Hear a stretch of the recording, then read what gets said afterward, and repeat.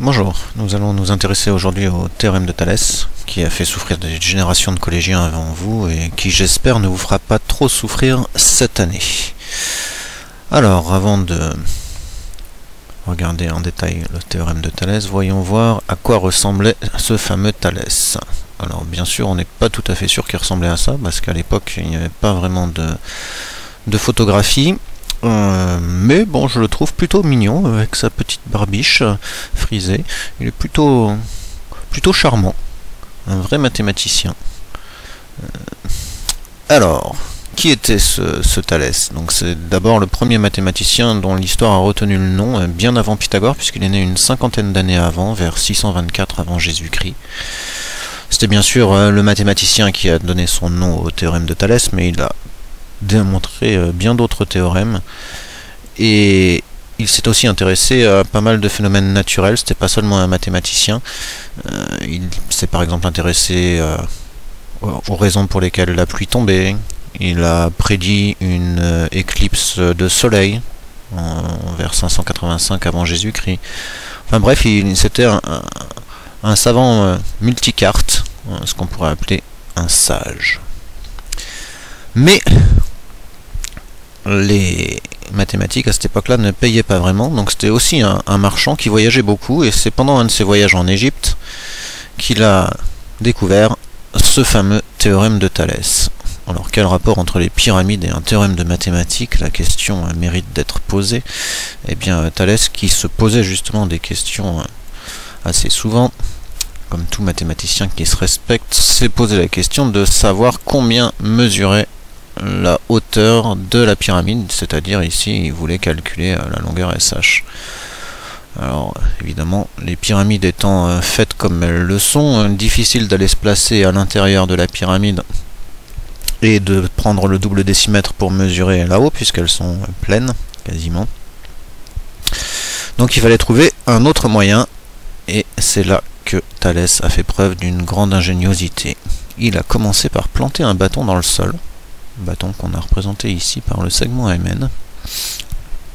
Bon, ça nous avance pas trop pour savoir la hauteur de la pyramide de planter un bâton dans le sol, mais il a attendu que le soleil soit suffisamment haut pour que l'ombre de la pyramide qu'on voit ici en grisé et l'ombre du bâton se confondent en un point A. Et voyant cela, il s'est dit tiens, j'ai ici deux triangles, un petit triangle AMN et un grand triangle ASH, qui m'ont l'air d'avoir des propriétés intéressantes. Et en particulier, il a pensé que les longueurs des côtés de ces deux triangles pouvaient être proportionnelles. Alors voyons voir sur un exemple purement mathématique ce que ça peut donner. Donc on se donne un triangle ABC, tout ce qu'il y a de plus quelconque. On prend un point M sur le segment AB, un point N sur le segment AC, de façon à ce que la droite MN soit parallèle à la droite BC. Ça nous forme deux triangles, un triangle rouge, le grand ABC, et un triangle bleu, le petit AMN. Et bien Thalès a découvert que les longueurs des côtés de ABC, donc du triangle rouge et du triangle bleu AMN, étaient proportionnelles. Alors qu'est-ce que ça veut dire dans le détail? Si on note en rouge les longueurs du triangle rouge ABC, donc AB, AC, BC, et en bleu les longueurs de AMN qui correspondent, attention il ne faut pas les prendre au hasard, avec AB. La longueur AB c'est celle-ci, donc la longueur bleue qui correspond c'est bien sûr AM. Avec AC, bien sûr vous avez trouvé, nous allons mettre le côté AN, et avec le dernier côté BC, bien entendu celui qui correspond c'est le côté MN. Donc dire que les longueurs rouges ici écrites et les longueurs bleues sont proportionnelles, ça signifie que quand on fait les trois quotients AB sur AM, AC sur AN et BC sur MN, ces trois quotients sont égaux. Voilà le théorème de Thalès dans toute sa splendeur. Si ABC est un triangle, que M est un point du côté AB, que N est un point du côté AC et que MN est parallèle à BC, alors Les longueurs des côtés de ABC et de AMN sont proportionnelles, c'est-à-dire que les trois quotients qui sont écrits là sont égaux. Bien. Quel rapport avec la hauteur de la pyramide de Khéops, je vous le demande. Alors, revenons en Égypte. Ici, nous voyons apparaître, si nous les faisons apparaître, le triangle rouge et le triangle bleu de tout à l'heure. Le triangle rouge AHS, on a bien M qui est un point de AH, N qui est un point de AS, et puis le bâton, le segment MN, est parallèle à la hauteur de la pyramide puisqu'ils sont tous les deux verticaux.